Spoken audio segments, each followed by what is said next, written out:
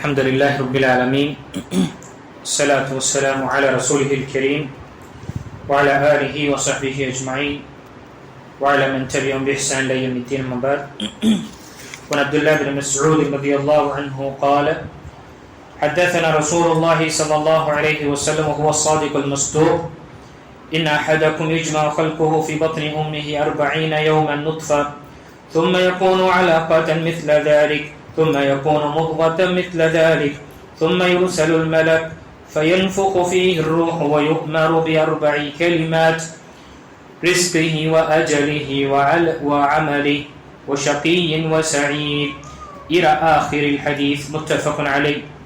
புனித்துக்குரிய அல்லாஹ் நடிகார்களே, நாம் தொடர்ச்சியாக அல்லாஹை பயப்படுதல் என்ற தலைப்பின் கீழ் ஹதீஸுகளை பார்த்து கொண்டு வருகின்றோம். இந்த தலைப்பில் முதல் ஹதீஸ் புகாரி மற்றும் முஸ்லிம் வரக்கூடிய ஹதீஸ். அப்துல்லா பின் மஸ்ஊத் ரலியல்லாஹு அவர்கள் அறிவிக்கின்றார்கள்: உங்களில் ஒருவரின் படைப்பு அவனது தாயின் வயிற்றில் 40 நாளைக்கு விந்தாகவும், பின்பு அதே போல் 40 நாட்கள் அலக்காகவும், பின்பு அதே போல் சதை கட்டியாகவும் ஒன்று சேர்க்கப்படும். பின்பு ஒரு வானவர் அனுப்பப்படுவார். அவர் அதில் உயிரை ஊதுவார். அவரின் உணவு, அவரின் கால அளவு, அவரின் செயல், நல்லவர் அல்லது கெட்டவர் என ஆகிய 4 விஷயங்களை எழுதிட வானவருக்கு கட்டளையிடப்படும். அவனை தவிர வேறு கடவுள் இல்ல, வணக்கத்துக்குரியவன் அவனை தவிர வேறு யாரும் இல்லை மீது சத்தியமாக உங்களில் ஒருவர் சொர்க்கவாசிகளில் செயல்களை செய்வார். இறுதியாக அவருக்கும் சொர்க்கத்திற்கும் இடையே ஒரு முழமே இருக்கும். அப்போது அவர் பதிவு ஏடு முந்திவிடும். எனவே அவர் நரகவாசிகளின் செயல்களை செய்து நரகில் நுழைவார். உங்களில் ஒருவர் நரகவாசிகளின் செயலை செய்வார். இறுதியில் அவருக்கும் நரகத்திற்கும் இடையே ஒரு முழம் மட்டுமே இருக்கும். அப்போது அவரின் பதிவேடு முந்திவிடும். உடனே அவர் சொர்க்கவாசிகளின் செயலை செய்வார். பிறகு அவர் சொர்க்கத்தில் நுழைவார் என்று நபி ஸல்லல்லாஹு அலைஹி வஸல்லம் கூறினார்கள். இந்த ஹதீஸில் கணித்துக்குரிய அல்லாஹ் நடிகார்களே, முதல் விஷயம் மனிதனுடைய படைப்பை பற்றி நபி ஸல்லல்லாஹு அலைஹி வஸல்லம் இங்கு கூறுகின்றார்கள். முதல் 120 நாட்கள் வரை மனிதன் அவனுடைய தோற்றம் 40 நாட்கள், ஒவ்வொரு 40 நாட்களும் அதனுடைய நிலை மாறும். இந்திர துளியாக இருக்கும் முதல் 40 நாள். பிறகு அது ஒரு அலக்கு, ஒரு இரத்த கட்டி போலாகும். பிறகு ஒரு சதை கட்டி போல ஆகும். அதற்கு பிறகு அதனுடைய அதில் உயிர் ஊதப்படும். 4 விஷயங்கள் எழுதப்படும். ஒவ்வொரு மனிதனுக்கும் அவனுடைய 4 விஷயங்கள் எழுதப்படும். அவன் ரிஸ்க், அவனுடைய வாழ்வாதாரம், அந்த ரிஸ்க் அவனுடைய ஈமானாகவும் இருக்கும். அவனுக்கு ஈமான் கொடுக்கப்படுமா இல்லையா? அதே போல இந்த உலகத்துடைய பொருளாதாரம், இந்த வாழ்வாதாரம் அங்கு அதில் இருக்கும் ரிஸ்க் என்று சொல்லும் பொழுது. அதே போல் அவருடைய கால அளவு, அவருடைய ஆயுள் எவ்வளவு இருக்கும் அதுவும் எழுதப்படும். பிறகு அவருடைய அமலும் எழுதப்படும். அவர் நல்ல அமல்களை செய்வாரா அல்லது கெட்ட அமல்களை செய்வாரா, இது எல்லா விஷயத்திலும் உலக ரீதியான விஷயங்கள், அவருடைய அனைத்து அசைவுகளும் அங்கு எழுதப்படும். கடைசியாக 4வது அவர் வாழும்பொழுது ஒரு அல்லாஹுடைய அடியாராக வாழ்ந்து மரணிப்பாரா அல்லது அல்லாஹுக்கு மாறு செய்து ஒரு கெட்டவராக மரணிப்பாரா என்றும் எழுதப்பட்டு இருக்கும். இது எப்பொழுது எழுதப்பட்டது? இந்த பூமி மற்றும் வானம் படைப்பதற்கு 50,000 வருடத்திற்கு முன்னாலே இது லௌஹில் மஹ்ஃபூத் என்று சொல்லக்கூடிய இந்த தாயேடில் எழுதப்பட்டு விட்டது. இங்கு ஒவ்வொரு மனிதனுக்கும் தனிப்பட்ட முறையில் அந்த மனிதனுடைய தாயின் சிசுவில் கருவில் இருக்கும் பொழுது இந்த விஷயம் அங்கு எழுதப்படும். அதற்கு பிறகு இந்த ஹதீஸில் ஒரு மிக முக்கியமான விஷயங்கள் சொல்லப்பட்டது. மனிதன் நல்ல அமல்களை செய்து கொண்டே இருப்பான். அவனுக்கும் சொர்க்கத்திற்கும் ஒரு கையளவுதான் அந்த இடைவெளி இருக்கும். ஆனால் அவனுடைய பதிவேட்டு முந்திவிடும், அவனுடைய ஏடு எழுதப்பட்ட அந்த ஏடு முந்திவிடும், தக்தீர் முந்திவிடும், விதி முந்திவிடும். அவர் பாவங்களை செய்து நரகத்தில் சென்று விடுவார். இந்த ஹதீஸை அதே போல ஒருவர் பாவம் செய்து கொண்டே இருக்கின்றார், அவருக்கும் நரகத்திற்கும் ஒரு கையளவுதான் இடைவெளி இருக்கும் நுழைவதற்கு. ஆனால் சொர்க்கவாசிகளுடைய அமலை அவர் செய்து விடுவார். சொர்க்கத்தில் நுழைந்து விடுவார். இது விதியில் எழுதப்பட்டிருக்கும். இந்த ஹதீஸில் பார்க்கும் பொழுது அப்போ மனிதன் தானாக செய்யக்கூடிய எதுவுமே கிடையாது, எல்லாமே எழுதப்பட்டிருக்கு என்று நினைப்போம். இந்த ஹதீஸுடைய விளக்கத்தில் இன்னொரு ஹதீஸில் சொல்லப்பட்டது ஃபீமா யப்துஉ லின்னாஸ், மக்கள் ஒரு நன்மையான காரியம் செய்கின்றான் என்றால், சொர்க்கவாசிகளுடைய அமல்களை செய்து கொண்டிருக்கின்றான் என்றால் அது மக்களுக்கு மத்தியில் காட்டும் அளவுக்கு தான். ஆனால் தனிப்பட்ட அவனுடைய வாழ்க்கையில் தனிமையில் இருக்கும் பொழுது பாவங்களில் விழக்கூடியவனாக இருப்பான். அந்த ரகசியம் எப்பொழுது பிரகடனப்படுத்தப்படும், எப்பொழுது மக்களுக்கு மத்தியில் அது வெளிப்படுத்தப்படும் என்றால் அவனுடைய கடைசி கட்டத்தில் மனிதன் வாய்ப்பு கொடுத்த பிறகும் அவகாசத்தை கொடுத்த பிறகும் தன்னை திருத்திக் கொள்ளாமல் அதே பாவங்களில் விழுந்து கொண்டு மக்களுக்கு மத்தியில் தன்னை ஒரு நன்மையானவர், நன்மை செய்யக்கூடியவர், நல்லோர்களாக அவன் நடித்தான் என்றால் அவனுடைய நடிப்பு அவனுடைய மௌத்திற்கு முன்னால் என்னாகும், அது வெளிப்பட்டுவிடும். அவனுடைய அசல் முகம் அல்லாஹு தஆலா அவன் காட்டுவான். அவன் பாவங்களை செய்து கொள்ளக்கூடியவனாக இருந்தான் தனிமையில், அது மக்களுக்கு மத்தியில் மட்டும் நல்லவனாக நடித்தான். கடைசியில் அவன் பாவம் செய்யக்கூடிய அந்த செயல் மக்களுக்கு மத்தியில் செய்யக்கூடிய நிலை ஏற்படும் பொழுது அதற்கு பிறகு அவன் நரகத்தில் சென்று விடான். இதே போல ஒருவர் பாவங்களை செய்து கொண்டே இருப்பான்.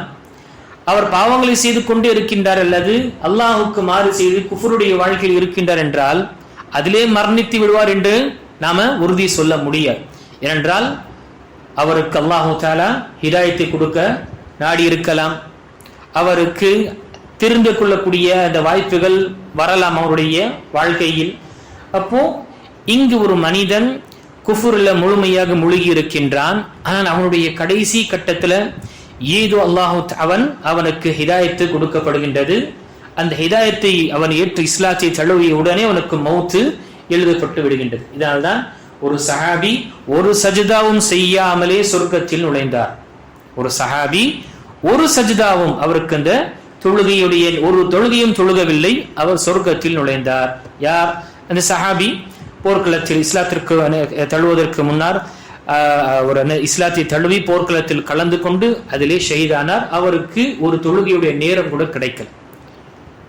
சுப்ஹானல்லாஹ். அப்போ கணித்துக்குரியவர்களே, இந்த விஷயத்தில் முதல் விஷயம் இந்த தலைப்பில் ஏன் இந்த ஹதீஸ் கொண்டு வரப்பட்டது? எப்பொழுதுமே அல்லாஹுடைய அச்சமும் பயமும் நம்முடைய வாழ்க்கை இருந்து கொண்டே இருக்க வேண்டும்.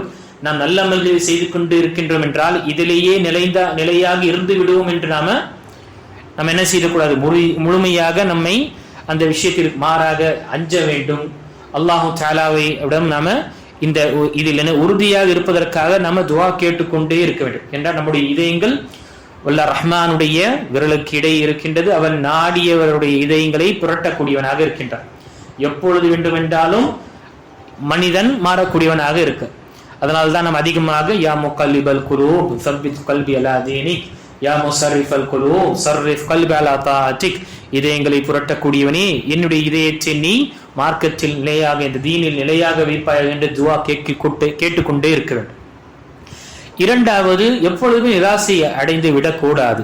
தவறு மனிதன் என்ற அடிப்படையில் தவறு நடந்து விட்டது என்றால் உடனடியாக அல்லாஹ்விடம் பாவ மன்னிப்பு தேட வேண்டும். அல்லாஹுடைய அந்த அல்லாஹ் மீது நாம ஆதரவு வைத்த நிலையில் நாம் என்ன செய்ய வேண்டும்? அல்லாஹ்விடம் நாம நம்முடைய தேவைகளை பூர்த்தி செய்ய வேண்டும். நிராசை அடைவதோ சோர்வு அடைந்து விடுவதோ தவறு செய்து விட்ட பிறகும் இதற்கு பிறகு எல்லாம் என்னை மன்னிக்க மாட்டேன் என்ற அந்த நிலை வந்துவிடக் கூடாது. அல்லாஹு தஆலாவுடைய அச்சமும் இருக்க வேண்டும். அல்லாஹு தஆலாவுடைய ஆதரவு நாம வைத்திருக்க வேண்டும். ஆக இந்த ஹதீஸ் மிக உன்னதமான ஒரு ஹதீஸ். இது 1400 வருஷத்திற்கு முன்னால் சொல்லப்பட்டது, எப்படி மனிதனுடைய படைப்பு ஆரம்பிக்கின்றது என்று. இப்பொழுது சமீப காலமாக தான் நாம் பார்க்கிறோம், நிறைய டெக்னாலஜி இந்த குழந்தை ஆண் குழந்தையா பெண் குழந்தையா என்ற சொல்லக்கூடிய மிஷின்ஸ், அதுவும் எப்பொழுது 120 நாளுக்கு பிறகுதான் அவர்கள் அதை சொல்ல முடியும். அதற்கு முன்னே எதுவுமே சொல்ல முடியாது. அதே போல எவ்வளவு பெரிய டெக்னாலஜி வந்தாலும் இந்த 4 விஷயங்களை பற்றி யாராலும் சொல்ல முடியாது. அவனுடைய ரிஸ்க், அவன் எவ்வளவு இந்த உலகத்தில் அவனுக்கு வாழ்வாதாரம் எவ்வளவு இருக்கும் என்று சொல்ல முடியாது. அவனுடைய ஆயுள் எவ்வளவு, அவன் எவ்வளவு காலம் வாழ்வான் கூட சொல்ல முடியாது. அதே போல அவனுடைய அமல் மறைவான விஷயம், அவன் எப்படி செய்வான், என்னென்ன அமல்களை செய்வான் என்று கூட சொல்ல முடியாது. கடைசியில் மரணிக்கும் பொழுது நல்லவனாக மரணிப்பானா அல்லது கெட்டவனாக மரணிப்பான் என்று இது சொல்ல. இது அனைத்துமே என்ன? அல்லாஹுடைய மறைவான கல்வியில் ஒன்று. அல்லாஹு தஆலாவிடம் அனைத்து மறைவான கல்வியும் மறைக்கப்பட்ட கல்வி இல்முல் கைப் இருக்கின்றது. அதில் இது அனைத்துமே இருக்கின்றது. ஒரு மனிதனுடைய வாழ்வு, அவனுடைய வாழ்வாதாரம், அவனுடைய ஆயுள், அவன் என்ன சம்பாதிப்பான், அவன் எங்கு மரணிப்பான், இது அனைத்துமே அல்லாஹ் தான் அறியக்கூடியவன். அல்லாஹ்வை தவிர யாரும் அறிய முடியாது. ஆக நாம இந்த விஷயத்தில் அஞ்சி நம்முடைய வாழ்க்கை நாம அமல்களை செய்து கொண்டிருக்கின்றோம் என்றால் இந்த நன்மையான அமல்களிலே அல்லாஹ் நம்மை நிலையாக வைப்பதற்காக துவா கேட்டுக்கொண்டே இருக்க வேண்டும். இதில் நாம திருப்தி அடைந்து விட்டு எனக்கு எந்த ஒரு வழிகேடும் வராது என்ற அந்த அச்சம் இல்லாமல் இருந்து விடக்கூடாது. எத்தனையோ மக்கள் ஹிதாயத்தில் இருந்து வழிகெட்ட நிறைய விஷயங்களை நாம பார்த்திருக்கிறோம். சமீபத்தில் நாம இம்ரான் பின் ஹத்தான் என்று சொல்லக்கூடிய அந்த நபரை பற்றியும் நாம் பார்த்தோம். ஜுமாவில் ஒரு தாபிஈயாக இருந்தார். இல்முல் ஹதீஸ்ல மிகவும் தேர்ச்சி பெற்றவராக இருந்தார். பேணுதலான ஒரு வாழ்க்கையை வாழ்ந்தார். ஆனா அவருடைய தோழமை எப்படி இருந்தது? திருமணம் செய்வதற்காக ஹாரிஜி பெண்ணை வழிகெட்ட அந்த பெண்ணை தேர்ந்தெடுத்தார். திருமணம் செய்வதற்கு முன்னாலே மக்கள் கூறினார்கள், உங்களுக்கு தெரியாத அவள் வழிகெட்ட கூட்டத்தில் இருக்கின்றாள், அவருடைய கொள்கை சரியானது கிடையாது, மிகவும் பாதகமாக ஈமானை பறிக்கக்கூடிய ஒரு கொள்கையில் இருக்கல, அவளை போல நீங்க திருமணம் முடிக்கிறீங்களா என்று சொல்லும் பொழுது இல்ல அவளை மாற்றுவதற்காக நான் செய்கிறேன் என்று இவர் சொல்லி சுப்ஹானல்லாஹ் இவர் திருமணம் முடித்து அவளை மாற்றுவதை விட்டு இவரே மாறிவிட்டார். ஹாரிஜியில இவரும் ஆகிவிட்டார். இவருடைய உச்சகட்டம் இந்த நிலை எவ்வளவு என்றால் அலி ரலியல்லாஹு அன்ஹுவை கொன்ற அப்துர் ரஹ்மான் பின் முல்ஜிமை புகழ்ந்து கவிதையை எழுதியிருக்கின்றார். அல்லாஹ் அக்பர்.